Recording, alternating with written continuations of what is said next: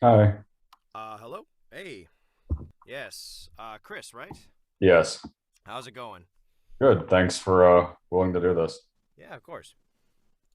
So before I get into the questions from the Gorou mains, I can start from the beginning and kind of just jump around with roles that you've had so far. Sure. Yeah.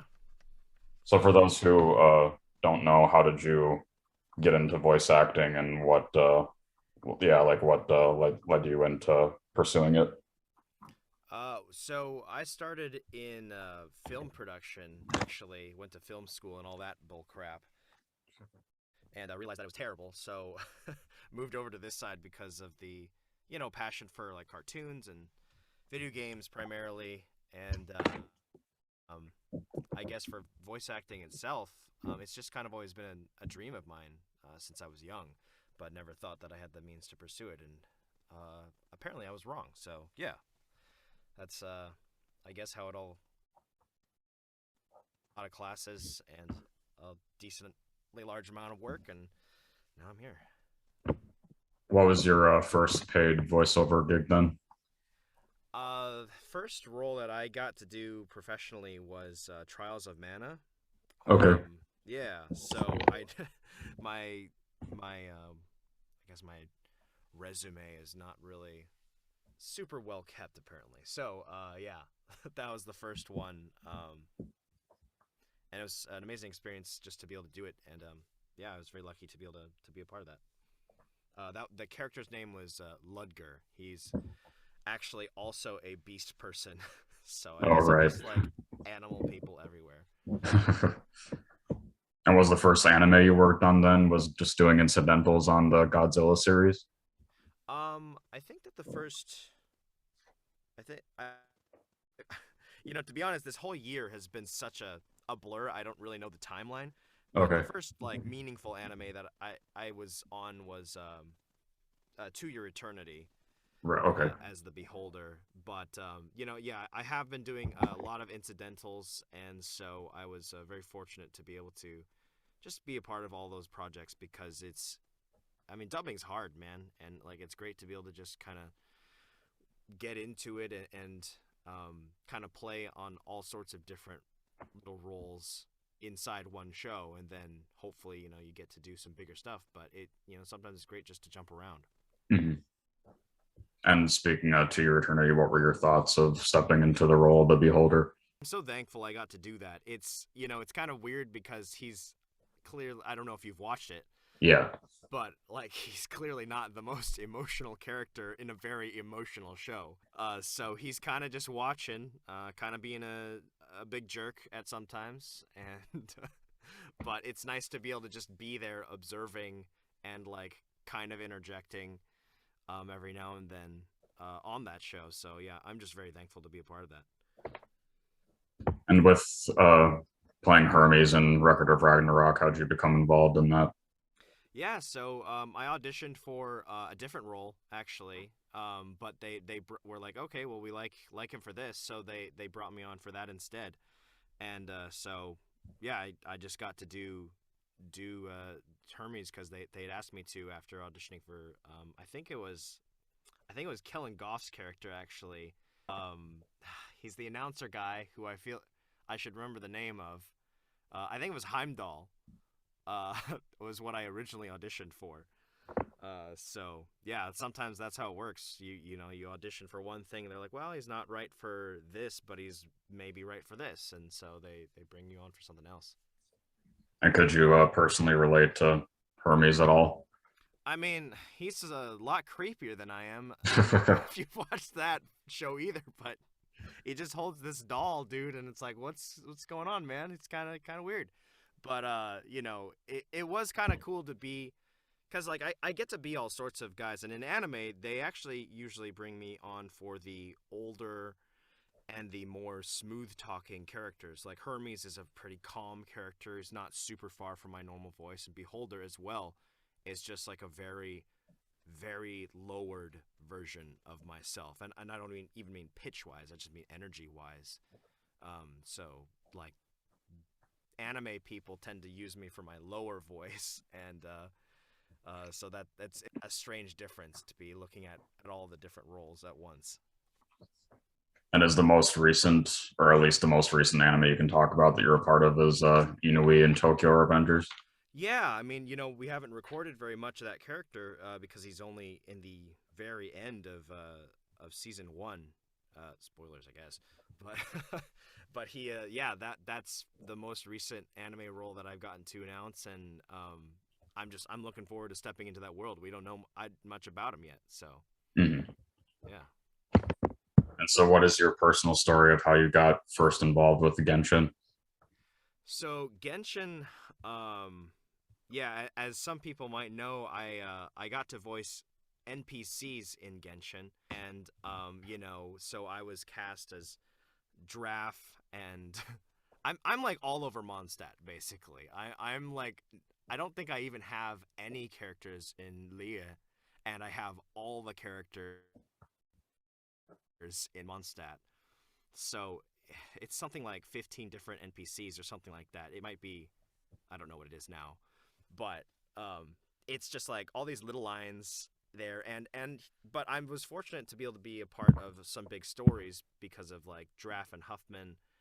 And so yeah, that's how I kind of got started in there as because our directors our director rather is always looking for people, and so he was willing to give me a shot on some smaller characters, and ever since then I just started following the game, and I loved the game. And so when it came to Gorou, I auditioned for him just like everybody else, and just made it through. And I'm so thankful that I was given the opportunity to do that by both our director Chris and by Mihoyo. So, opening up to some questions that they had, the single highest rated one was what your favorite line has been so far. Well, I mean, obviously there's going to be plenty of stuff that's going to be coming out in the new updates. But uh, so far, some of my favorite lines have to be from the first cinematic you get to see Goro in. It's that, I mean, again, spoilers, I guess, but I assume everyone in your audience knows what's up. But like, all the stuff where it's like hold the line, and the and actually, honestly, I think that one of my real favorite moments is just the moment that the two moments of Goro's pure happiness is like, Her Excellency, and the like Kazuha, like that stuff, like Mhm. those are always the beloved moments, because that there's a connection between those characters, even though you really don't know much about their backstory at that point. They're so early in their introduction that you know you just you get a glimpse into it, and it's like a little bit of a tease of like, hey, there's like more of this character. These characters exist in this world, and I can't wait to see what else is gonna come after that. So yeah. Based off some what I saw on the stream, looks like do you main Kazuha? I don't main Kazuha. I have him, and I use him on my mono hydro team. Share the elemental damage. Let's also debuff them with viridescent. So like the build is really actually quite surprisingly good. Mainly because I wanted to tell the Kokomi haters to to go Right. away, and I was like, you know what, I'm gonna make Kokomi awesome. She's gonna be the healer and damage of the team, and I'm really big on Hydro. I love Hydro, so it's like Xingqiu, Mona, um, and Kokomi just like dishing out damage, and Kazuha's like, here, do more damage. Yeah. So that's where my main Kazuha team is, I guess you could say, but it's definitely the water team, Team Hydro. Although now I'm obviously Team Geo, so it is what it is. Yeah. Somebody asked what personality traits of Goro do you emphasize the most when you've been voicing him? Yeah, so you know, initially, especially because Goro is doing the general thing, right? And so I think that the biggest traits that Chris and I, our director again, like worked on the most was the fierceness and the loyalty, and very dog like, of course, but those are probably the biggest things that come to my mind initially. And hopefully you guys will be able to hear more of that. But he is definitely more than just fierceness, but in the context of war and fighting, and that's what he's, there, while keeping that all underneath leadership and like making sure that he's not going too crazy, right? Because he has to have that air of leadership, even though he's young. But even more underneath that, hopefully, is layered in that like he's in over his head. He's young, he's a kid, and so he has to have all those things intact, and hopefully that came through in the performance. I hope I was successful in that. Is there a single aspect of him that you can relate to the most, or is he even more so than just one thing?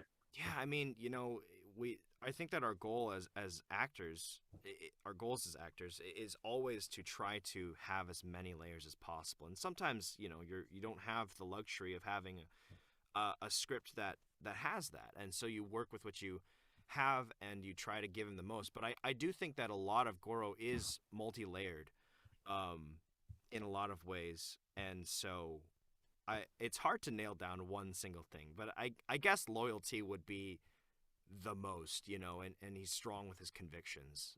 Mhm. So if I had to choose, I guess loyalty. When I did this same kind of event with Christian, and he said that Toma is like 95% him, and then but he did say too that the 5% difference has sometimes made things initially difficult to record. Sometimes has there been any case like that where the differences between you and Goro made things more difficult, or no?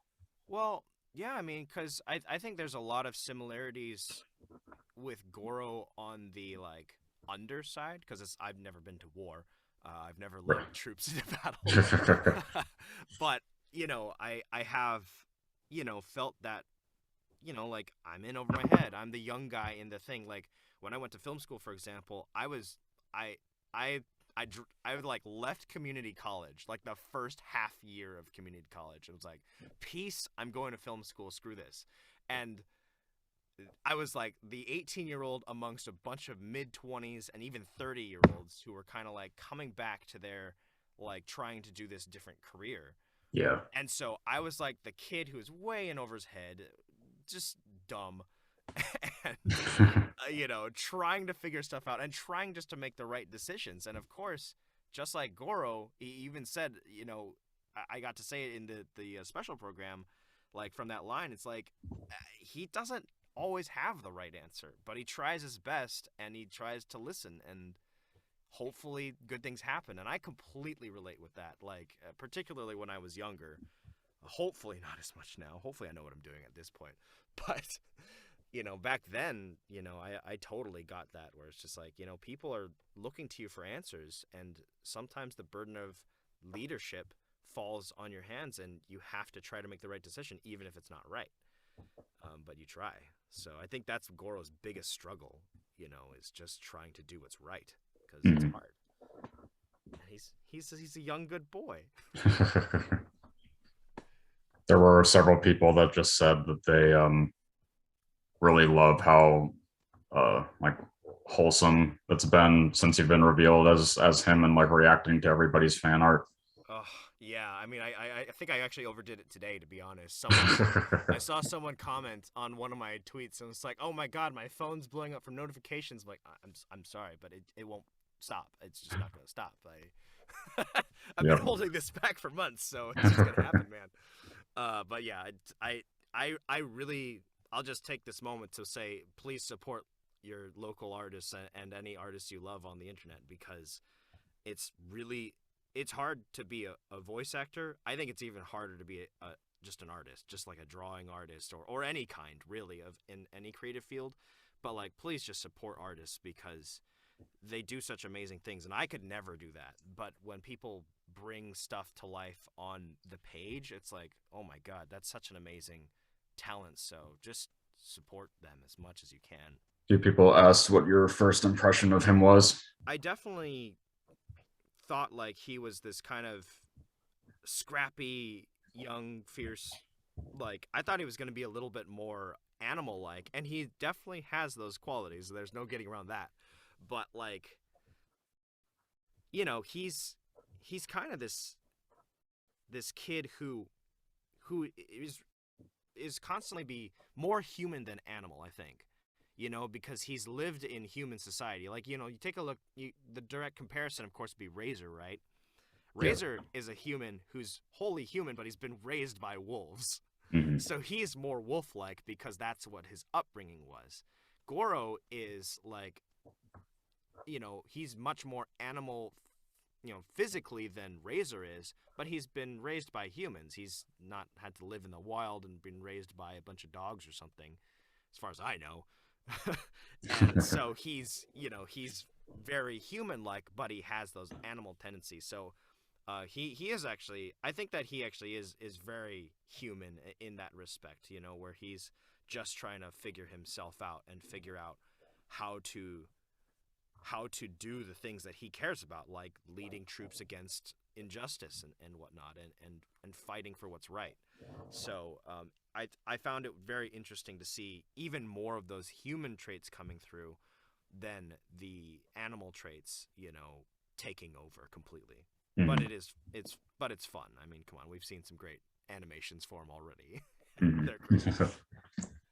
It's super obvious, but multiple people just said you're planning on maining him once he comes out. Yeah, I'll definitely build him to completion. He will get triple crowned. I've got some crowns ready. I don't know what materials he's going to use, but I'll just kind of take stock of everything and see what I can stockpile. Um, so yeah, I'm definitely gonna build him, and I already have Zhongli and Ningguang like basically fully built. So I think that I'm probably gonna look at maybe adding Albedo since he's gonna be available soon, and I guess I'll drop the gems for it. but uh, but yeah, like I'm all for Team Geo, and I assume I'm gonna get an Ito on the way. I mean, that just seems inevitable. So we'll see what happens. But I definitely want to have him built. But at the same time, I'm what we call in the World of Warcraft community an altaholic, and that just means play everything. You never have a true main. You just play a little bit of everything. But my version of that is you build them all to completion. You don't just make them like level 60 and call it a day. You build them up to 90. You farm the right materials. You get all the talents going. Like you don't have to do anything. So yeah, but he'll get played a bunch. Don't worry. And it seems like you're pretty close with a lot of people in the cast. Yeah, I've really gotten to know a lot of them so much this year. This past year,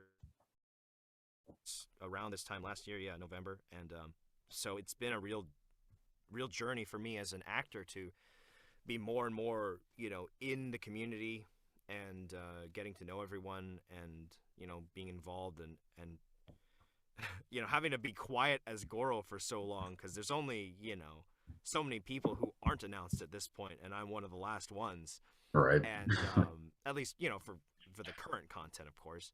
And so it's been like you're cheering for people on the side, but you don't want to tip your hat. So it's been really interesting to watch the growth of this little group of actors. I mean, it's a pretty big group at this point, I guess, but just watching everyone grow and be able to reveal cool stuff about Genshin or any other stuff. So Did you go to any of the picnic events?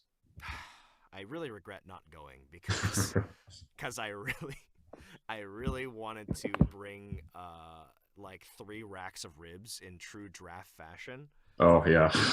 I'm all about the electric smoker because I live in California, so I have to stay safe and environmentally friendly.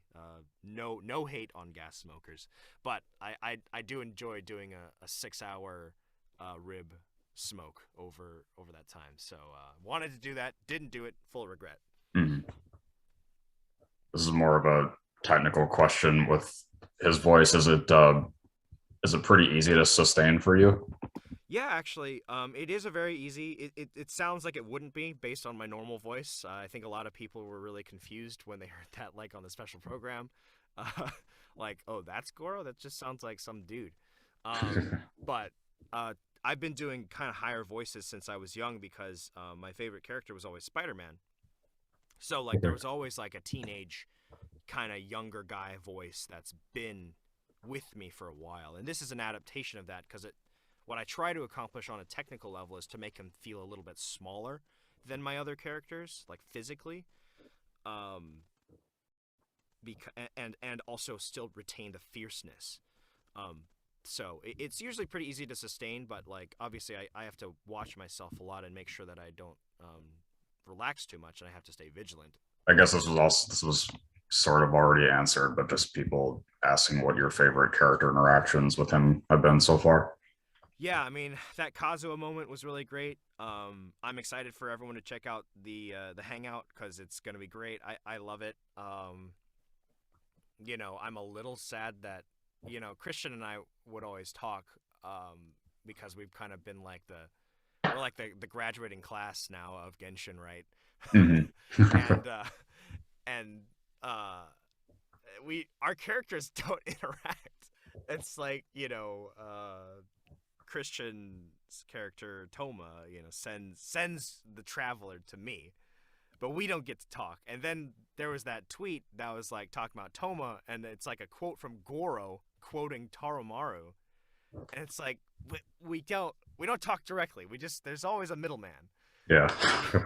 So that's always been funny. I guess a lack of interaction, but the fact that Gorou can talk to Taromaru as revealed in that tweet was that's the clear interaction that we all needed. So. And has there, at least, well, yeah, at least from what everyone has already seen, has there been any more emotional headspace you've had to get into for him?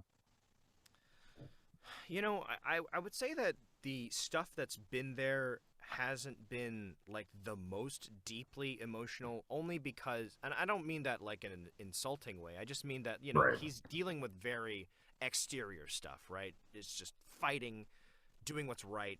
Those ideas aren't always the most directly emotional just because it's not as intimate.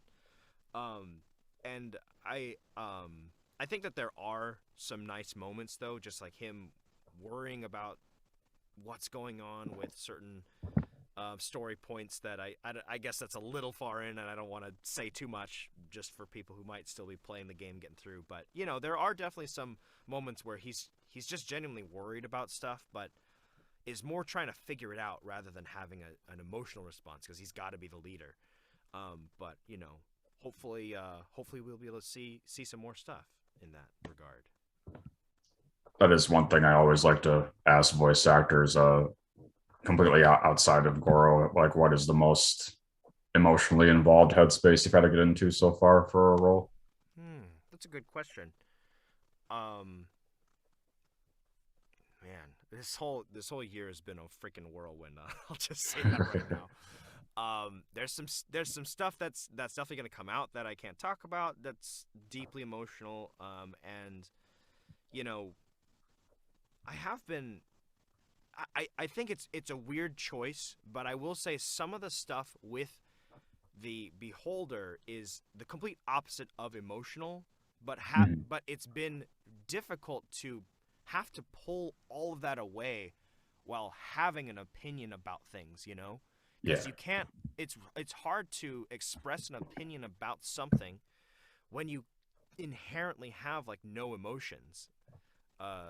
Shout out to Leonard Nimoy for playing Spock, right? It's like, how do you express such strong things without emotion? And it's an incredibly challenging thing to do as an actor because as an actor, we use emotions to convey everything. And so to be able to convey something without lack of emotion is incredibly difficult. So I know that doesn't exactly answer the question, uh, but it sort of is just because it's difficult sometimes to just be just completely straight and also add that layer of depth in there. Mhm. But hopefully we'll be able to see some more emotional things. I would love some more deep stuff to dig on. That's great. It's always a good time. This is more just a general question. People asking what advice you have for people who want to get into voiceover, pursuing voiceover for anime or. Sure. Yeah, so, there's that site that you may or may not have heard of, iwannabeavoiceactor.com. That's by Yeah. D. Bradley Baker. That's always the first thing we recommend because it's got every little bit of information from beginners to veterans. And the other thing is, what I've been doing on my streams and what I really want to do more of just because it's freaking fun is reading unvoiced games. Okay. If you're thinking, I don't know, like, how do I practice? How do I do anything? It's like, there's tons of scripts out there. They're just in the game. And so you're practicing cold reading, you're practicing whatever voices you choose to do, you're practicing trying to get into the headspace, and you've got the benefit of the full context of the story right in front of you because you're playing the game. And granted, you don't get everything revealed all the time, but you get a lot of it, right? A lot more than we usually get in the booth. So I think that's a great place to practice and do it with your friends. Do script readings wherever. Go look at local theater, community theater. Acting is acting. Even if it's not the same exact thing, like, you will still get really good practice. And that's the first step, is be the best actor you can be. It doesn't matter if you're a voice actor or on-camera actor or stage actor. Any kind of acting is good experience. Improv too. And all that stuff is way more important than the goofy voices or the Homer Simpson impression that no one cares about. They already have Homer Simpson, So yeah, impressions are fun. There's no getting around that. But the bottom line is you're unlikely to be able to make a career out of impressions. Only a few people have done that and taken over a role, and that's that. But if you want to become an actor, a working professional, then you gotta act. Mm. So that's always it. And I know that you touched on it earlier. Did it take you a while to get used to anime dubbing? Oh my god, anime dubbing is so hard. It just like, so that's one reason I also love the Beholder, because his lips never move. So I have to match timings, and sometimes he's got some long paragraphs, but I thankfully, that was a great way for me to kind of get into dubbing, because it was like kind of that practice run of just like, all right, I don't have to know everything just yet. I just need to get the timing. And then I started doing more regular dubbing, and I already had some practice and classes under my belt, but the bottom line is like that it's hard work, and I'm definitely better at it now, but it does take some effort and time. And if you're musically inclined, then that's so helpful. Mm-hmm. So big recommend on that and getting used to it. And that's also stuff you can practice. If you were able to line up some beeps, you might have heard of that, or you might be able to find some resources on the beeps. But that's helpful. And there's another technique that people are using called the Rhythmo Band. I actually love that because I never grew up on the beeps like other people. Like, I just was like, all right, I guess we're doing this now. And so that's a different thing where it's kind of more karaoke style. And I'm just better with that for some reason. These aren't questions, they're just people that said that when he first was shown in the game, that they switched the voice to English specifically to hear what he sounded like. Oh, well, I hope they enjoyed it. Yeah, because I know not everyone plays in English, and that's totally cool. Play in whatever language you like the best, and that's awesome. Every actor has their own take and their own spin on it, and I'm just happy people are playing the game because I love the game. So, but yeah, I hope that people enjoyed what they heard. This is more of a silly one, but somebody asked who would be allowed to pet Gorou. On the special program, we said the Traveler's probably the only one at this point. I assume Kokomi has given him some kind of pat at some point. I don't know. I have no idea if that's real, so definitely don't take that for actual literal canon. But I mean, come on, they've been friends for a long time. But yeah, I don't think that Gorou wants people to pet him because he doesn't want to be seen as like, he wants to be taken seriously as an adult, but he's tiny and cute, and so things happen. And And is there anything that you want to say to the Goro mains? I mean, just I thank you guys so much for making the subreddit and just for liking the character. I hope that I've done him justice for you guys, and I can't wait to see um how people like the hangout and everything and like his gameplay. And I hope that you all remain mains, and I will be there with you making entire defense teams trying to figure that one out. I definitely already have a Geo squad, so the Geo squad will continue to grow and probably be more Geo than before. And normally, the way that my final question for interviews is asking, what do you want your legacy to be? My legacy. Oh boy, it sounds like I'm gonna die. I I think if I can, I'll level with this one. So one of my first inspirations for anything voiceover related was Robin Williams in the Aladdin movies, particularly, and Mrs. Doubtfire too, because Mrs. Doubtfire is great. But in all of those movies, he did these fantastic, amazing voices, and they're hilarious, and they're all over the place, and it's so beloved, right? But when you get down to it, you get to like the last scene in the first Aladdin when Genie's saying goodbye, and it's a really emotional moment. And speaking of legacy, he obviously passed away earlier in this several years ago now. Yeah.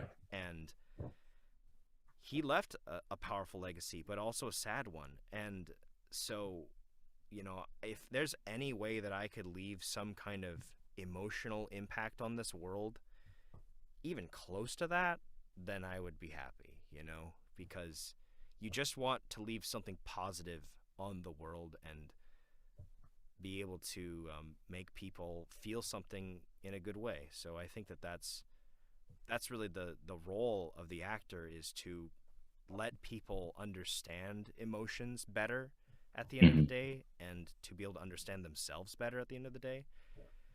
And I hope that some of my work will be able to do that, in even in a small way. I'm sure you might have gotten messages like this already on Twitter, but just some people on the Reddit said that Goro is like already a comfort character for them for what's going on in their personal life. Yeah, I mean, proud of that. Whether it's my acting or someone else's, from another language, or just the character design, it doesn't matter, as long as the mission is to make people feel good, in some way. And I hope that Goro can be a part of that. And I thank you for telling me that, because it does mean a lot. It really does mean so much for me personally to hear that, because he means a lot to me too. Mm-hmm. As being able to play someone who has had such a positive response has been very, very emotional to me in my own personal life, just because you always hope that something turns out well. So thank you for saying that. Yeah, no problem. Well, thanks for willing to do this. Yeah, of course, man. I hope that everyone has a great time rolling for Gorou when it happens. Thanks. All right, thank you so much, man. Yeah, have a good rest of your day. Yeah, you too. See ya. Bye.